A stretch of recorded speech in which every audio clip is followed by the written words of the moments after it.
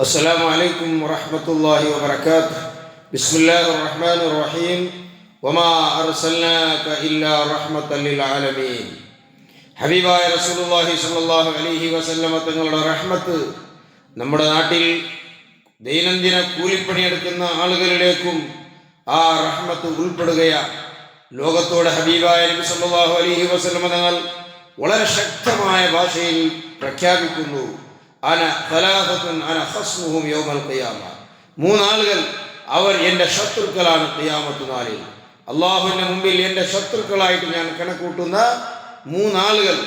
വളരെ ശക്തമായ ഭാഷയിലാണ് ഹബീബ് സല്ലല്ലാഹു അലൈഹി വസല്ലമ തങ്ങൾ ഈ ലോകത്തോട് പ്രഖ്യാപിക്കുന്നത്. അതിൽ ഒരാളെ സംബന്ധിച്ച് റസൂലുള്ളാഹി സ്വല്ലല്ലാഹു അലൈഹി വസല്ലമ തങ്ങൾ പറയുന്നു, റജുലുൻ അഅതാ ബി തുമ്മ ഗദറ, എന്നെ കൊണ്ട് സത്യം ചെയ്ത് ചതിച്ചു അവൻ. ആ വിഷയം നമ്മളുടെ വിഷയങ്ങളിൽപ്പെട്ടതല്ലാത്തതുകൊണ്ട് ഞാനത് വിശദീകരിക്കുന്നില്ല. മറ്റൊന്ന് റജുലുൻ ബാഅ ഹുർറൻ, സ്വതന്ത്രനായ മനുഷ്യനെ അടിമയാണ് എന്ന് പറഞ്ഞ് വിറ്റവൻ, അതും ഞാൻ വിശദീകരിക്കുന്നില്ല. മൂന്നാമത്തെ വിഷയമാണ് വറജുലുൻ ഇസ്തഅജറ അജീറൻ ഫസ്തൗഫാ മിൻഹു വലം യുഅതി അജ്റഹു. സുബ്ഹാനല്ലാഹ്. ഹബീബായ നബി സല്ലല്ലാഹു അലൈഹി വസല്ലം തങ്ങൾ പറയുന്നു, എൻ്റെ ശത്രുക്കൾ മൂന്നാൾ.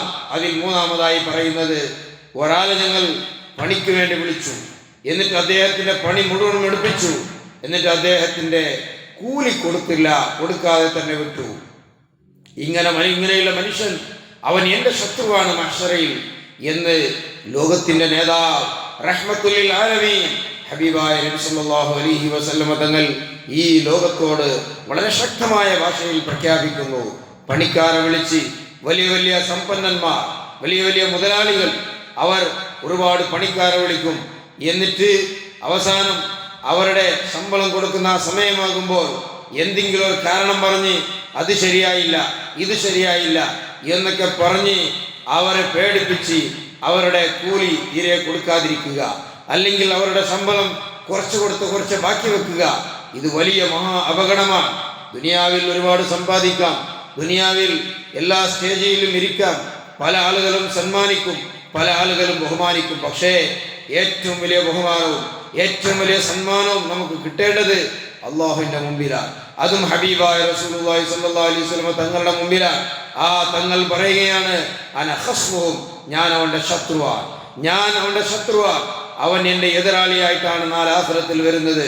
അതുകൊണ്ട് പണിക്കാരെ വിളിച്ച് അവരെ കൃത്യമായി പണിയെടുപ്പിച്ച് ശമ്പളം കൊടുക്കാതെ ചതിക്കുന്ന, അവരെ പേടിപ്പിച്ച് ഓടിക്കുന്ന വലിയ വലിയ മുതലാളിമാർ, വലിയ വലിയ പണക്കാർ, നേതാക്കൾ, റൗഡിസം കാണിക്കുന്ന ആളുകൾ, അവർ വളരെ ശ്രദ്ധിക്കേണ്ട വിഷയമാണ്.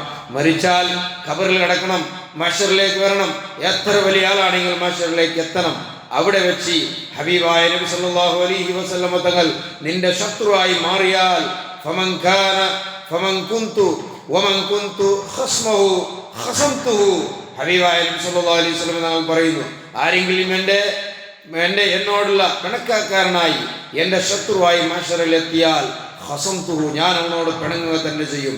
പിന്നെ അവനിക്ക് എൻ്റെ ശഫാഅത്തില്ല, പിന്നെ അവനിക്ക് സ്വർഗത്തേക്ക് കടക്കാൻ കഴിയില്ല. കാരണം അന അവ്വലു മൻ യുഹർരികു ഹിലഖൽ ജന്ന. ഹബീബായ നബി സല്ലല്ലാഹു അലൈഹി വസല്ലം തങ്ങൾ പറയുന്നു, സ്വർഗ്ഗം ഉദ്ഘാടനം ചെയ്യുന്ന ഞാനാണ്. സ്വർഗത്തിനെ ഉദ്ഘാടനം ചെയ്യാനുള്ള ആ ഒരു ഭാഗ്യവും അർഹതയും അതിനുള്ള തൗഫീഖും എനിക്കാണ് അല്ലാഹു തആല തന്നത്. അതുകൊണ്ട് ആ സ്വർഗത്തിൽ അവന് കടക്കാൻ പെടൂല, അവനോട് ഞാൻ പിണങ്ങി നിൽക്കുമെന്ന് സയ്യിദുനാ റസൂലുള്ളാഹി സ്വല്ലല്ലാഹു അലൈഹി വസല്ലം തങ്ങൾ പറയുകയാണ്. അതുകൊണ്ട് റഹ്മത്തുൽ ലിൽ ആലമീനായ ഹബീബായ നബി സല്ലല്ലാഹു അലൈഹി വസല്ലം തങ്ങൾ വളരെ ശക്തമായ ഭാഷയിലാണ് പറയുന്നത്. മറ്റൊരു ഹദീസിൽ പറയുന്നു, ഹഖൽ മുസ്ലിം. ഹബീബായ നബി സല്ലല്ലാഹു അലൈഹി വസല്ലം തങ്ങൾ പറയുകയാണ്, ആരെങ്കിലും ഒരു മുസ്ലിമായ മനുഷ്യന്റെ ഹക്കിനെ അവൻ മുറിച്ചെടുത്ത് തിന്നു, കൊടുത്തില്ല, അല്ലെങ്കിൽ അവനിൽ നിന്ന് വാങ്ങി തിന്നു, എന്നാൽ സുബ്ഹാനല്ലാഹ് ഹറമല്ലാഹു അലൈഹിൽ ജന്ന, അല്ലാഹു അവന്റെ മേൽ സ്വർഗത്തെ ഹറാമാക്കിയിരിക്കുന്നു എന്ന്. സ്വർഗമില്ല അവൻക്ക്, സ്വർഗത്തിലേക്ക് കടക്കാൻ അള്ളാഹുവിൻ്റെ ഓർഡറില്ല എന്ന്. അവനിക്ക് നരകമാണ് എന്ന് ഹബീബായ നബി സല്ലല്ലാഹു അലൈഹി വസല്ലമ തങ്ങൾ പറയുകയാണ്. അതുകൊണ്ട് പണിക്കാരുടെ പണിയെടുപ്പിച്ച് കൃത്യമായി ശമ്പളം കൊടുക്കുക, സുബ്ഹാനല്ലാഹ്.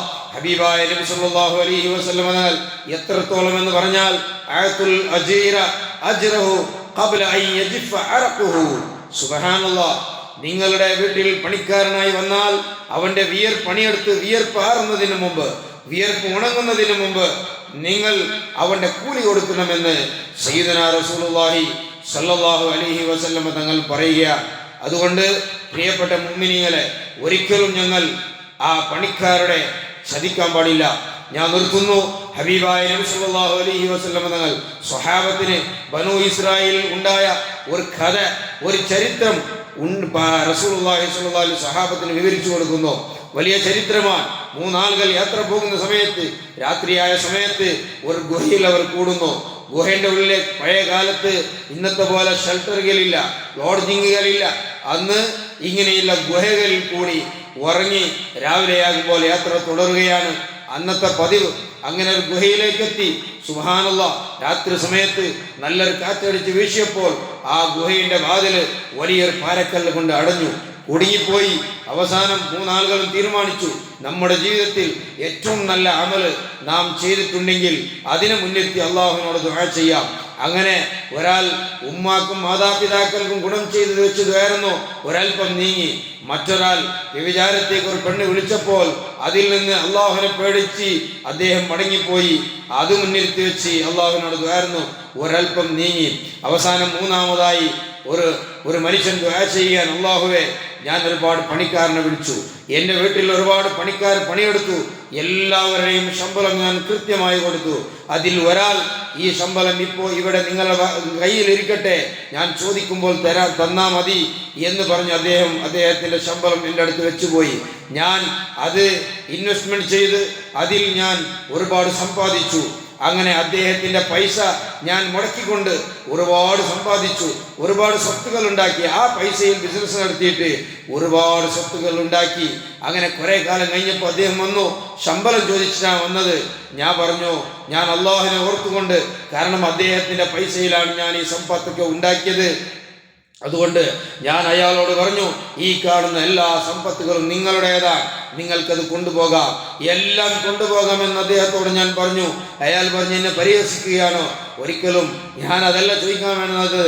എൻ്റെ ശമ്പളം, അദ്ദേഹത്തിന് ശമ്പളം കൊടുത്താൽ മതിയാവുമായിരുന്നു. പക്ഷേ ഞാൻ അള്ളാഹുവിനെ പഠിച്ചുകൊണ്ട് അദ്ദേഹത്തോട് പറഞ്ഞു, നിന്റെ കാശ് കൊണ്ടാണ്, നിന്റെ പൈസ കൊണ്ടാണ് ഞാൻ ഇത് സമ്പാദിച്ചത്, അതുകൊണ്ട് ഇതൊക്കെ നിന്റേതാണ് എന്ന് പറഞ്ഞപ്പോൾ അയാൾ എല്ലാം എടുത്തുകൊണ്ട് പോയി. പടച്ചവനെ, ഇതൊക്കെ നിന്നെ പേടിച്ചിട്ടാണ്. അദ്ദേഹം വന്നപ്പോൾ അയാളുടെ ആ ശമ്പളം കൊടുത്താൽ മതിയാവുമായിരുന്നു. പക്ഷേ ഞാൻ നിന്റെ അടുക്കൽ എൻ്റെ കയ്യിൽ ഒരു ഹറാമിൻ്റെ ഒരു നയാ പൈസയും വേണ്ട, ഉണ്ടാകരുത് എന്നുള്ള ആ ഒരു പ്രതിജ്ഞാബദ്ധനായതുകൊണ്ട് ഞാൻ അദ്ദേഹത്തിൻ്റെ എല്ലാം കൊടുത്തു. അദ്ദേഹം എല്ലാം കൊണ്ടുപോയി. പടച്ചവനെ, ഇതിൻ്റെ ബറക്കത്ത് കൊണ്ട് ഈ ഗുഹയിൽ നിന്ന്, ഈ പാറക്കല്ലിൽ നിന്ന് ഞങ്ങളെ രക്ഷപ്പെടുത്തണേ എന്ന് പറഞ്ഞപ്പോൾ ആ പാറക്കല്ല് മുഴുവനും നീങ്ങി. ഫഖറജു യംശൂൻ, അവരൊക്കെ നടന്നിട്ട് പോയി എന്ന് ഹബീബായ നബി സല്ലല്ലാഹു അലൈഹി വസല്ലം തങ്ങൾ പറയുന്നു. ഇതാണ് ഒരു പണിക്കാരൻ്റെ ആ ഹക്ക് കൃത്യമായി കൊടുത്ത മനുഷ്യന്റെ ദുആക്ക് വരെ ഇജാബത്തുണ്ട്. അതിന് നേരെ തിരിച്ചു വിചാരിക്കുമ്പോൾ സുബ്ഹാനല്ലാഹ്, പണിക്കാരുടെ പണി അവരുടെ ശമ്പളം കൊടുക്കാതെ ഇങ്ങനെ കെട്ടിവെച്ച് അതിനെ തിന്ന് ജീവിക്കുന്നവരുടെ ദുആക്ക് ഉത്തരണ്ടാവുകയില്ല, അവർ സ്വർഗമില്ല, അവർ നാലാഖിറത്തിൽ അല്ലാഹുവിന്റെ റസൂലിന്റെ ശത്രുക്കളാണ് എന്ന് ഹബീബായ നബി സല്ലല്ലാഹു അലൈഹി വസല്ലം തങ്ങൾ പറയുന്നു. ഇതാണ് വമാ അർസൽനാക ഇല്ലാ റഹ്മത്തൽ ലിൽ ആലമീൻ, ലോകത്തേക്ക് അല്ലാഹുവിന്റെ റസൂൽ റഹ്മത്താൻ. അത് പണിക്കാരിലേക്കും ആ റഹ്മത്ത് നീങ്ങുകയാണ്. പണിക്കാരാണെങ്കിൽ പോലും എല്ലാ ജീവികൾക്കും അല്ലാഹുവിന്റെ റഹ്മത്തുണ്ട് എന്നുള്ളത് ഇതിലൂടെ നമുക്ക് മനസ്സിലാകാം. അതുകൊണ്ട് ഹബീബായ റസൂലുള്ളാഹി സ്വല്ലല്ലാഹു അലൈഹി വസല്ലം തങ്ങളുടെ ആ ശഫാഅത്ത്, ആ മഹബ്ബത്ത്, ആ സ്നേഹം ഞങ്ങൾക്കെല്ലാം അല്ലാഹു ദുനിയാവിലും ആഖിറത്തിലും നൽകുമാറാകട്ടെ. ആമീൻ. ദുആ വസിയത്തോടുകൂടി വആഖിറു ദഅവാന അനിൽ ഹംദുലില്ലാഹി റബ്ബിൽ ആലമീൻ. അസ്സലാമു അലൈക്കും വറഹ്മത്തുള്ളാഹി വബറകാതുഹു.